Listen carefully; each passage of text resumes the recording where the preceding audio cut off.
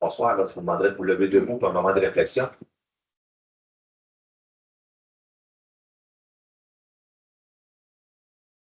Merci, vous pouvez vous asseoir. Alors, bienvenue à la séance du Conseil du 23 février. Alors, point numéro 1, ouverture de la séance. Point numéro 2, adoption de l'ordre du jour. Point numéro 3, présentation à l'Assemblée publique. Point numéro 4, première période de questions. Point numéro 5, administration. 5.1, adhésion du groupe gestion UMQ en santé et sécurité du travail. 5.2, réaffection des sommes au surplus affecté de la ville, fourniture et installation d'affiches supplémentaires pour les parcs. Point numéro 6, législation en grève. Point numéro 7, gestion contractuelle. 7.1, octroi du contrat pour l'acquisition d'appareils respiratoires pour les besoins du service d'incendie, de sécurité incendie. 7.2, octroi du contrat pour l'acquisition d'une fourgonnette utilitaire pour les besoins du service des loisirs, de la culture, de la vie communautaire. 7.3, octroi du contrat pour l'acquisition du véhicule de type sauvetage lourd pour les besoins du service de sécurité incendie. 7.4, octroi du contrat pour la fourniture des installations d'affiches supplémentaires dans les différents parcs de la ville. 7.5, approbation de directives de changement et de modification de contrat en vertu du règlement de gestion contractuelle, gestion des débordements et contrôle des ouvrages de surperce. Numéro 8, urbanisme et développement économique. Alors, 8.1, PIA, quartier des Anglais, construction d'une résidence bifamiliale isolée sur un lot projeté situé au 102 rue Saint-Georges. Demande de dérogation mineure, numéro 2026-001, morcellement au 102 rue Saint-Georges. 8.3, demande de dérogation mineure, 2026-001, construction du lot, correction au 102 rue Saint-Georges. 8.4, demande de dérogation mineure, numéro 2026-003 pour le 521 avenue Jacques-Cartier. 8.5, PIA quartier des Anglais, changement d'une porte et d'une fenêtre sur le bâtiment situé au 112-114 rue Saint-Georges. 8.6, PIA Vieux de la Colonne, remplacement d'une porte et d'une fenêtre sur le bâtiment situé au 231 avenue Plot. Numéro 9, ressources humaines, embauche d'un employé étudiant pour le camp de jour coordonnateur. Numéro 10, autre sujet, 10.1, appui aux demandes de l'Union des municipalités du Québec quant à l'abolition du programme de l'expérience québécoise et restriction au programme des travailleurs étrangers temporaires. 10.2, aide financière au Carrefour Les Ramilles. 10.3, aide financière au Centre de femmes de Portneuf pour l'organisation de la Journée internationale de la femme. Point numéro 11 de deuxième période de questions. Point numéro 12, affaires nouvelles. M. Germain. Non, je n'ai pas l'affaire nouvelle de mon côté, M. le maire. J'en ai pas de mon côté non plus. Alors, on se au point numéro 13, le dépôt des documents. Alors, 13.1, dépôt de la liste des déboursés du 6 février au 19 février 2026. 13.2, dépôt du certificat relatif au déroulement de la procédure d'enregistrement des personnes habiles à voter concernant le règlement numéro V639. 13.3, dépôt de la liste des personnes embauchées par le directeur du service des loisirs, de la culture, de la vie communautaire, conformément au règlement numéro V601. Et point numéro 14, levé de la séance.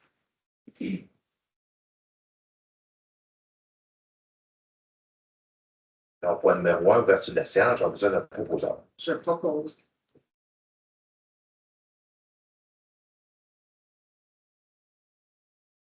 Point numéro 2, adoption de l'ordre du jour, un proposeur.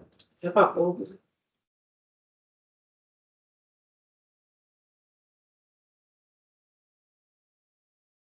C'est au point numéro 4, première période de questions. Nous avons une question en ligne. Non, les gens avaient jusqu'à 15 heures et on n'a reçu aucune question de la part des citoyens pour la séance de ce soir. Alors, il n'y a personne dans la salle, alors ça se conclut la première période de questions. Point numéro 5, administration. 5.1, adhésion du groupe de gestion UMQ en santé et sécurité au travail. Alors, considérant que l'Union des municipalités du Québec a mis sur pied un groupe de gestion et de prévention de santé et sécurité au travail, afin que toutes les municipalités qui ne participent pas à une des mutuelles UNQ, prévention de santé et sécurité au travail, auxquelles, pour quelque raison que ce soit, puissent bénéficier de services de gestion et de prévention en santé et sécurité de grande qualité. On sent que la Ville souhaite adhérer au groupe afin de profiter des avantages de celui-ci, notamment la possibilité de bénéficier d'une assistance et d'une expertise externe dans la gestion et son dossier de santé et sécurité au travail. Alors, la résolution est que la Ville de Donnacona adopte l'offre de services de l'Union des municipalités du Québec aux municipalités du groupe de gestion UMQ, jointe à la présente résolution, et que la Ville autorise l'UMQ à déléguer par contrat la fourniture de services décrits à l'offre de services à un gestionnaire spécialisé en santé et sécurité au travail, que le Conseil autorise le directeur général de la Ville ou un représentant autorisé à signer pour et au nom de la Ville tous les documents nécessaires à la participation de la Ville et au groupe, et que la Ville autorise l'UMQ à maintenir l'adhésion de la Ville au groupe, et ce, tant que la présente autorisation n'a pas été dûment révoquée par une nouvelle résolution de la Ville ou tant que la Ville ne se qualifie pas pour être en mutuelle. Donc, je donne un proposant. Je propose. Quelqu'un d'autre? M. Germain. Oui, donc peut-être juste en complément d'information, les membres du conseil, vous aviez un petit peu les statistiques, là, ce qu'on appelle le relevé de participation 2025. Donc, la raison de la résolution, comme M. le maire le disait, là, étant donné l'expérience des dernières années, donc dans l'Union des municipalités du Québec, il y a 3 groupes. Donc, il y a 2 groupes mutualisés. Un groupe qui est pour on va dire, les municipalités les plus performantes en termes de santé et sécurité. Un autre groupe avec les moins performantes. Et il y a un autre groupe également qui ne font pas partie des mutuelles, mais qui est un groupe de gestion.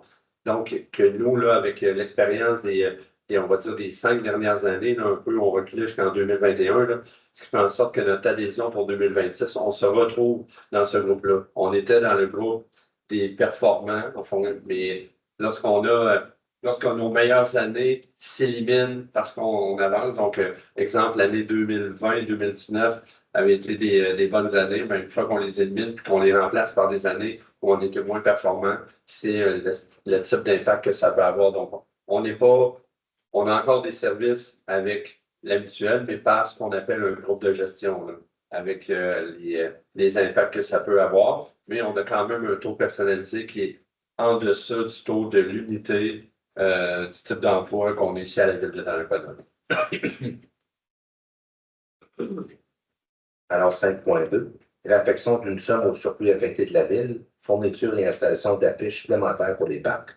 Alors, on considère que l'affectation par le conseil municipal de sommes provenant du surplus afin de poursuivre les activités de dynamisation du Ville-de-Donnacona prévues au budget triennal des immobilisations des années antérieures. Alors, on considère qu'il reste une somme de 26 783 qui demeure inutilisée et qui est toujours affectée à cette fin. On constate que le conseil municipal juge opportun d'utiliser cette somme. Alors, la résolution est que le conseil municipal réaffecte la somme de 26 783 du surplus affecté pour la dynamisation du Ville-de-Donnacona pour l'affecter à l'acquisition d'affiches supplémentaires dans les différents parcs de la Ville, comme nous allons voir plus tard en résolution. Alors, je vous donne la proposition. Je propose.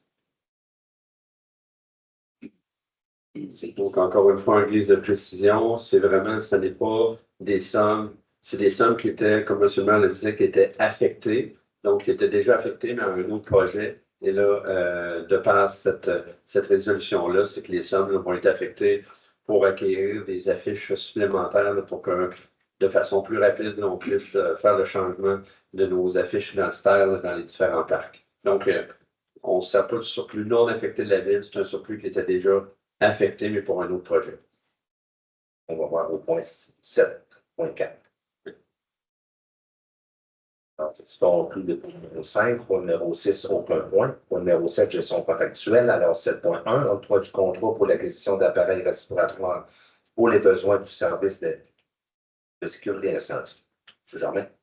Oui, donc, considérant qu'il était nécessaire de poursuivre le remplacement des appareils respiratoires autonomes du service de sécurité incendie qui est prévu au budget des immobilisations, considérant que 4 appareils doivent être remplacés en 2026, on a reçu un offre de l'entreprise Protection Incendie CFS Limité et considérant qu'en vertu du règlement V578 sur la gestion contractuelle, la Ville peut conclure un contrat de gré à gré. Donc, le but de la résolution ce soir est d'octroyer le contrat à l'entreprise Protection Incendie CFS Limité pour l'acquisition de 4 appareils respiratoires autonomes, communément appelés des APRIA, pour les besoins du service de sécurité incendie pour un montant de 60 739,17 incluant les taxes et d'autoriser une dépense de ce même montant à même le poste budgétaire du Fonds général. Merci. Alors, je vous donne un proposant. Je propose. Quelqu'un est contre? Alors, 7.2, octroi du contrat pour l'acquisition d'une fourgonnette utilitaire pour les besoins du service des loisirs de la culture de communautaire. Oui, donc, considérant qu'il est nécessaire de faire l'acquisition d'une fourgonnette utilitaire pour les besoins du service des loisirs, de la culture et de la communautaire, considérant que l'acquisition est prévue au budget des immobilisations pour l'année 2026, on a reçu une offre de l'entreprise Donnacona Ford et considérant qu'en vertu du règlement V578 sur la gestion contractuelle, la Ville peut conclure un contrat de gré à gré. Donc, le but de la résolution est d'octroyer le contrat à l'entreprise Donnacona Ford pour l'acquisition d'une fourgonnette utilitaire pour un montant de 54 749,95 incluant les taxes applicables et d'autoriser une dépense du même montant, même le poste budgétaire du Fonds général. Merci. Alors, un proposant. Je propose.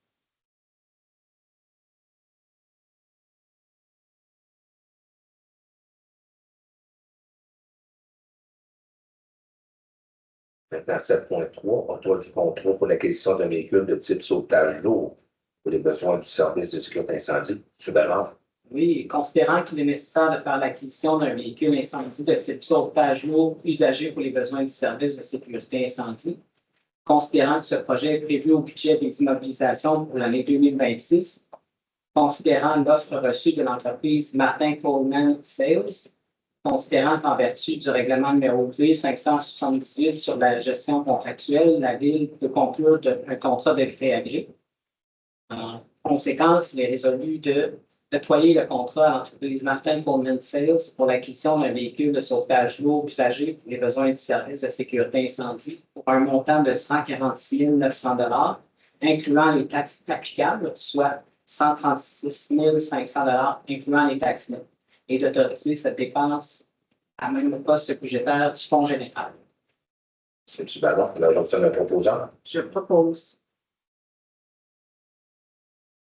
Un contre.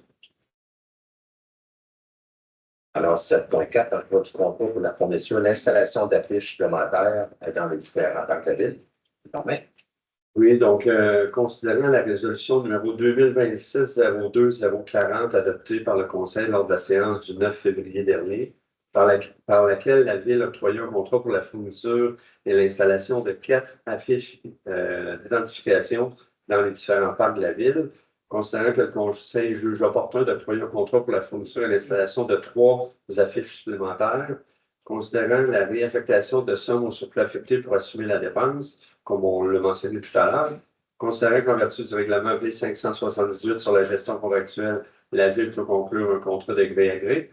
Donc, le but de la résolution de ce soir est d'octroyer le contrat pour la fourniture et l'installation d'affiches supplémentaires dans les différents parcs de la Ville à l'entreprise Communication Tremblay-Ménard Incorporée pour la somme de 21 320,58 incluant les taxes et d'autoriser la dépense en même le poste budgétaire du Fonds général.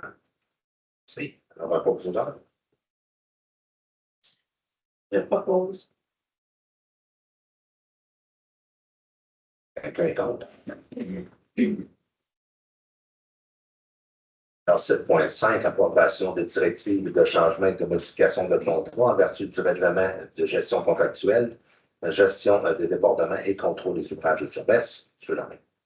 Oui, donc, considérant le règlement de gestion contractuelle de la Ville adopté en vertu de l'article 573.3.1.2 de la loi sur les cités et villes, considérant la procédure de modification des contrats prévue à l'article 9 du règlement, Considérant que le Conseil a pris connaissance du rapport du comité formé en vertu de l'article 9.1 du règlement.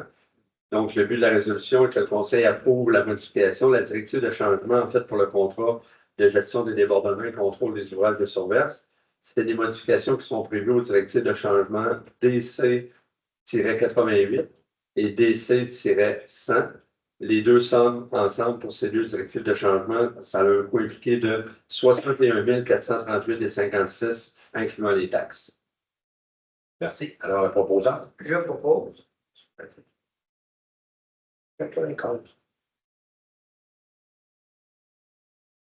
C'est alors conclu les points numéro 7. Maintenant, point numéro 8, urbanisme et développement économique. Alors, 8.1, PIA quartier des Anglais, construction d'une résidence bifamiliale isolée sur un lot projeté situé au 102 rue Saint-Georges. Alors, les 5 prochains points vont être expliqués par M. Archibald. Merci. Donc, considérant que la demande de permis numéro 2026-0011 a été déposée à la ville de Donnacona conformément au règlement relatif à l'administration des règlements d'urbanisme numéro B536, considérant que cette demande vise à permettre la construction d'une nouvelle habitation sur le lot projeté situé au 100 à 102 rue Saint-Georges à Donnacona, soit la construction d'une nouvelle résidence bifamiliale isolée de 2 étages nécessitant aussi l'abattage d'un arbre mature et nuisible en cours à vent. Considérant que l'immeuble faisant l'objet de la présente demande est situé dans la zone RA1 et est assujetti à la réglementation particulière sur les PIA quartier des Anglais, considérant que l'objectif du règlement V549 relatif aux PIA dans le secteur du quartier des Anglais est de préserver et mettre en valeur l'architecture anglaise et les bâtiments patrimoniaux, favoriser la protection du couvert végétal, rehausser l'attrait du secteur et permettre un contrôle qualitatif des types architecturaux et des matériaux à privilégier. Considérant que les membres du CCU jugent que le projet présenté n'est pas conforme aux objectifs et aux critères applicables de la réglementation sur les PIA dans le secteur du quartier des Anglais, le règlement V549 et ses amendements, considérant que le CCU recommande au Conseil de refuser la demande telle que présentée et de ne pas autoriser l'émission du permis numéro 2026-11, comme l'énonce le procès-verbal de la rencontre du CCU du 12 février 2026. Alors, la résolution prévoit de refuser l'émission du permis numéro 2026-11 et la réalisation des travaux projetés, comme le recommande le CCU. Alors, j'aurais besoin d'un proposeur. Je propose. Quelqu'un est contre? Alors, 8.2. Demande de dérogation mineure numéro 2026-001, morcellement du 102 rue Saint-Georges. Alors, c'est lié à la précédente demande. Donc, considérant que la demande de dérogation mineure énoncée en titre a été déposée à la ville de Donnacona, considérant qu'une demande de permis de lotissement numéro 2026-1002 a été formulée à la ville de Donnacona afin d'autoriser le morcellement d'un lot dans le but de créer un nouveau lot constructible pouvant accueillir une habitation résidentielle présentant des dimensions dérogatoires et projeté au 100 à 102 rue Saint-Georges à Donnacona, considérant que la demande de dérogation numéro 2026-001 vise à autoriser un projet de lotissement pour une nouvelle résidence bifamiliale isolée sur un terrain d'intérieur contenant le morcellement du lot numéro 6 629 777 et la création d'un nouveau lot présentant les éléments dérogatoires suivants, soit une largeur de 12,19 mètres au lieu du minimum de 15 mètres prescrit, une profondeur moyenne de 23,65 mètres au lieu du minimum exigé de 27 mètres, une superficie de 290,1 mètres carrés au lieu d'un minimum de 405 mètres carrés autorisé. Considérant que le CCU recommande au Conseil de refuser la demande puisqu'elle est liée à une demande du PIA et une autre dérogation qui ont été rejetées, et qu'il est jugé inapproprié de se prononcer sur celle-ci sans avoir un projet accepté et définitif. Alors, la résolution prévoit de refuser la demande de dérogation mineure numéro 2026-01 telle que présentée et de ne pas autoriser l'émission du permis numéro 2026-1002. Alors, j'avais besoin d'un proposeur. Je propose.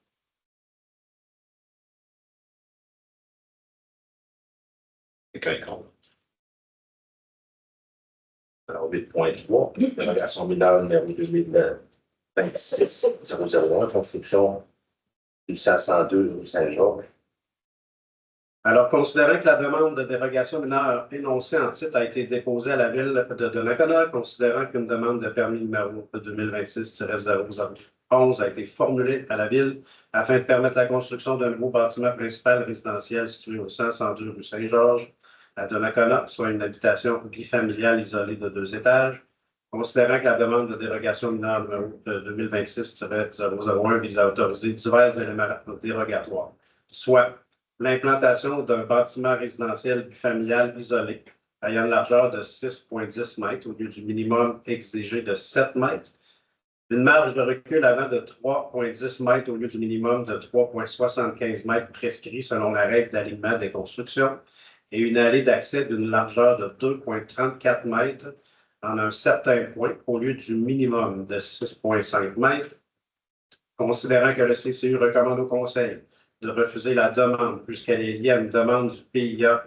et une autre dérogation qui ont été rejetées et qu'il est jugé inapproprié de se prononcer sur celle-ci sans avoir un projet accepté et définitif. La résolution prévoit donc de refuser la demande de dérogation mineure numéro 2026-001 telle que présentée. Un proposeur. Je propose. Quelqu'un est contre?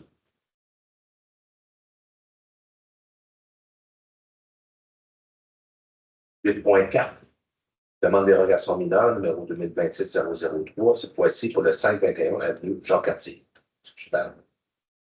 Considérant que la demande de dérogation mineure énoncée en titre a été déposée à la ville, considérant qu'une demande de permis numéro 2026-0014 a été formulée à la ville afin d'autoriser la construction d'un nouveau bâtiment principal résidentiel situé au 521 avenue Jacques-Cartier à Donnacona, soit une nouvelle résidence unifamiliale dérogatoire de 2 étages, considérant que la demande de dérogation mineure numéro 2026-0003 vise à autoriser divers éléments dérogatoires sur un lot non conforme et profitant de droits acquis, soit une marge de recul avant de 3,40 mètres au lieu de la moyenne autorisée par la règle d'alignement des constructions de 4,7 mètres, une marge de recul avant minimale en cours avant secondaire de 5,9 mètres au lieu d'un minimum de 6 mètres prescrit, une marge de recul arrière de 7,3 mètres au lieu de 7,5 mètres requis et un écart de hauteur du bâtiment principal de 3,23 mètres par rapport au bâtiment voisin au lieu du maximum autorisé de 3 mètres selon la règle de symétrie des hauteurs.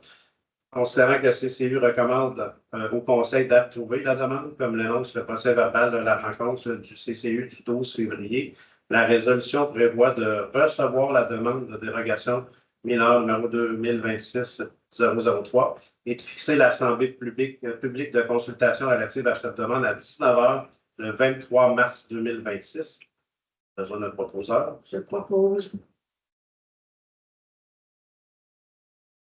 Quelqu'un contre? On retourne à rue Saint-Georges, maintenant 8.5, PIA, quartier des Anglais, changement d'une porte et d'une fenêtre sur le bâtiment situé au 112-114 rue Saint-Georges.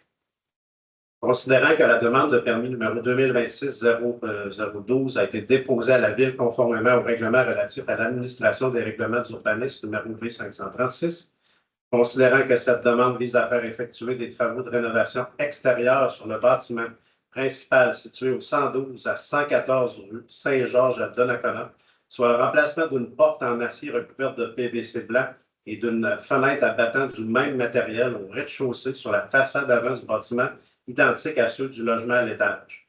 Considérant que l'immeuble faisant l'objet de la présente demande est situé dans la zone RB7 et est assujetti à la réglementation particulière sur les PIA, quartier des Anglais, considérant que le comité consultatif d'urbanisme recommande au Conseil d'approuver la demande, comme l'énonce le procès verbal de la rencontre du CCU du 12 février 2026, la résolution prévoit d'approuver le projet présenté dans la demande afin de permettre l'émission du permis numéro 2026-0012 et la réalisation des travaux projetés. Besoin d'un proposeur. Je propose. Quelqu'un est contre?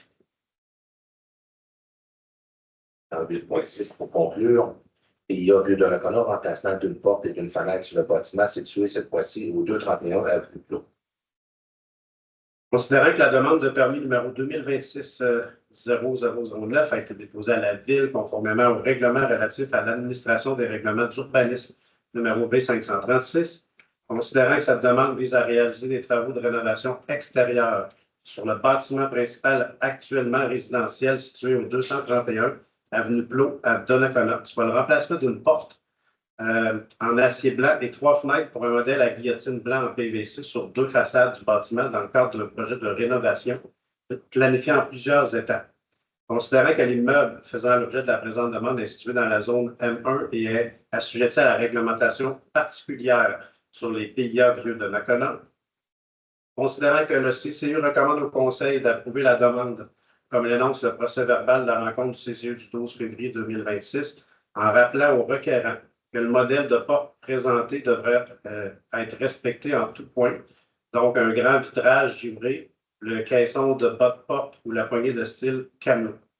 Donc, la résolution prévoit d'approuver le projet présenté dans la demande afin de permettre l'émission du permis numéro 2026-9 et la réalisation des travaux projetés en rappelant aux requérants que le modèle de porte présenté devra respecter en tout point les éléments mentionnés précédemment, comme le recommande le CCU. Donc, on a besoin d'un propos. Je propose. Quelqu'un est contre? C'est M. Archibald.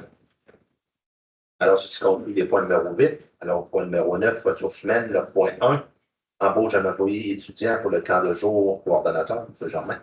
Oui, donc, considérant la nécessité de procéder à l'embauche d'employés étudiants pour les besoins de la Ville pour la période estivale 2026 et plus particulièrement l'équipe de coordonnateurs du camp de jour, considérant que les membres du comité, après la tenue des entrevues et des délibérations pour choisir les candidats, ont retenu les candidatures suivantes. Donc, pour le poste de coordonnateur en chef, on parle de Annabelle Rousseau avec une rémunération de 20,85 $. Coordonnateur adjoint Jérémy Morin-Fortier avec une rémunération de 19,35 $. Toujours au poste de coordonnateur adjoint Samuel Dupuis avec une rémunération de 20,10 $. Et au poste de coordonnatrice en intégration, Milly Paquette au poste avec une rémunération de 20,10 $. Donc, le but de la résolution est de procéder à l'embauche des candidats que je viens de vous nommer pour la période estivale 2026 pour les besoins du camp de jour de la Ville. Les conditions de travail sont celles qui sont déterminées par la Ville pour chacun des postes. Tu me rappelles pourquoi les 2 adjoints n'ont pas le même salaire? Oui, parce que les différences de salaire en fonction de. C'est leur première année comme coordonnateur adjoint, ou c'est leur deuxième année. OK. Dans le présent cas, M. Dupuis ou Mme Paquette sont à leur deuxième année, alors que M. Morin-Fortier en est à sa première année. Donc, c'est échelon, C'est ça, oui. Ils sont dans une année d'expérience au niveau du camp de jour. Merci. Alors, un proposeur, Je propose. M. Benoît. Quelqu'un est contre? Alors, ceci conclut le point numéro 9. Point numéro 10, autre sujet. Alors, 10.1, appui aux demandes de l'Union des municipalités du Québec quant à l'abolition du programme de l'expérience québécoise et les restrictions du programme des travailleurs étrangers temporaires. Alors, considérant que le programme de l'expérience québécoise, le PEQ, consistait à une voie rapide vers la résidence permanente pour les travailleurs et travailleuses déjà établis au Québec et les diplômés, a été aboli le 19 novembre dernier par le gouvernement du Québec. Considérant que cette abolition a laissé sans solution de nombreuses personnes en emploi, notamment les travailleurs et travailleuses non qualifiés. Considérant que le programme du Canada a imposé des restrictions au programme des travailleurs étrangers temporaires, soit le PTET, à l'automne 24, qui cause depuis près d'1 an des pertes importantes de main-d'œuvre dans les entreprises incapables de renouveler les permis de leurs travailleurs et travailleuses. Considérant que l'ensemble des régions du Québec sont aux prises avec une pénurie de main-d'œuvre structurelle et le recours aux travailleurs et travailleuses étrangers temporaires demeure indispensable. Considérant que l'abolition de la PEQ a accru l'urgence d'agir pour le renouvellement de permis pour les travailleurs et travailleuses étrangers temporaires. Et considérant que l'Union des municipalités du Québec constate que la mesure annoncée par le programme de sélection des travailleurs qualifiés demeure insuffisante pour corriger les effets de l'abolition de la PEQ et demande la mise en place d'une clause des droits acquis pour les orphelins du PEQ, ainsi que l'abandon des restrictions imposées au PTET et une clause de droit acquis pour les travailleurs et travailleuses concernés. Alors, la résolution est que la Ville de Donnacona appuie les demandes de l'UMQ en immigration, soit de demander au gouvernement du Québec la mise en place d'une clause de droit acquis pour les orphelins de la PEQ, au gouvernement du Canada pour la mise en place d'une clause de droit acquis pour les travailleurs et travailleuses de la PTET déjà au pays, des mesures transitoires claires et flexibles permettant aux entreprises de conserver les travailleurs et travailleuses étrangers déjà en poste dans recruter ou les besoins critiques, le rétablissement du processus de traitement simplifié, des solutions réelles adaptées aux besoins des PME québécoises. Que chacune de ces copies de cette résolution soit transmise aux personnes et organismes suivants, soit le ministre de l'Immigration et de la Francisation et de l'Intégration, M. Jean-François Robert, le ministre de l'Emploi et de la Famille, Patsy Edjou, M. Joël Lalbande, lieutenant du Québec et ministre de la Transformation du gouvernement des Travaux publics et de l'approvisionnement, M. Vincent Caron, député principal par correction provinciale dans Port-Neuf, M. Joël Godin, député fédéral dans Port-Neuf et à l'Union des municipalités du Québec. Donc, vous en êtes proposant. Je propose. Quelqu'un est contre?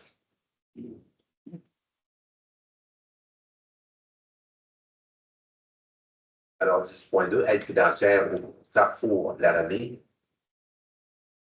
Concerne la correspondance reçue par le Carrefour Laramie, par laquelle l'organisme communautaire sollicite une aide financière de la Ville pour la réalisation de ses activités. Concerne le Conseil municipal juge approprié de verser cette aide financière. Alors, la résolution de verser l'aide financière de 150 $ au Carrefour Laramie pour la réalisation des activités de l'organisme et d'autoriser ces dépenses à mener poste budgétaire. Alors, on a besoin d'un proposant. Je propose. Quelqu'un est contre. «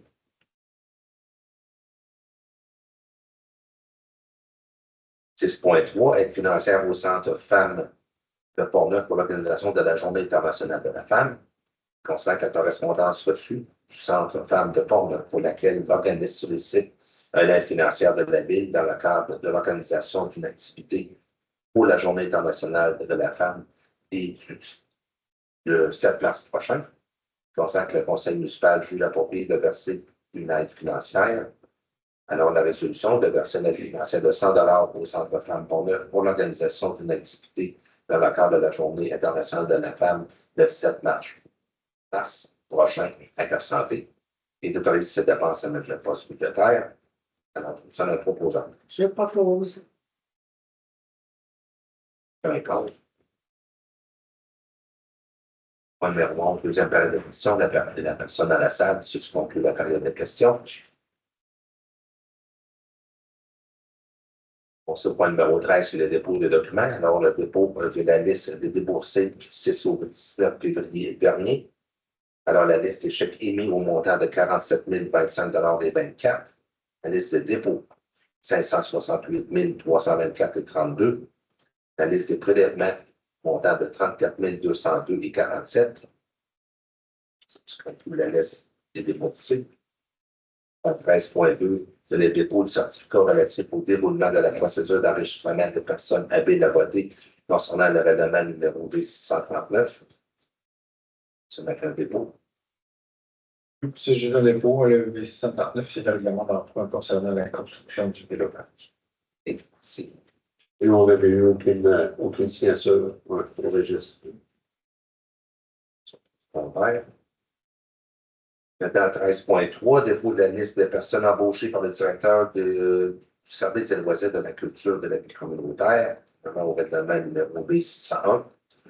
Oui, donc comme vous l'avez dit, en fonction du règlement B601, qui concerne la délégation au directeur du service des loisirs de pouvoir procéder à l'embauche de certains postes pour les besoins du service. Donc, M. Julien dépose la liste des personnes embauchées soumises par le directeur du service des loisirs ainsi que le sommaire décisionnel préparé par le directeur des loisirs pour chacune des embauches. Donc, la personne suivante a été embauchée, soit Rosalie Gervais au poste de sauveteur national avec une rémunération de la classe 7 à l'échelon 1, qui est de 21,89 de l'heure. Merci. Numéro 14, lever la séance. Je vous donne un proposant. Je propose. Berger.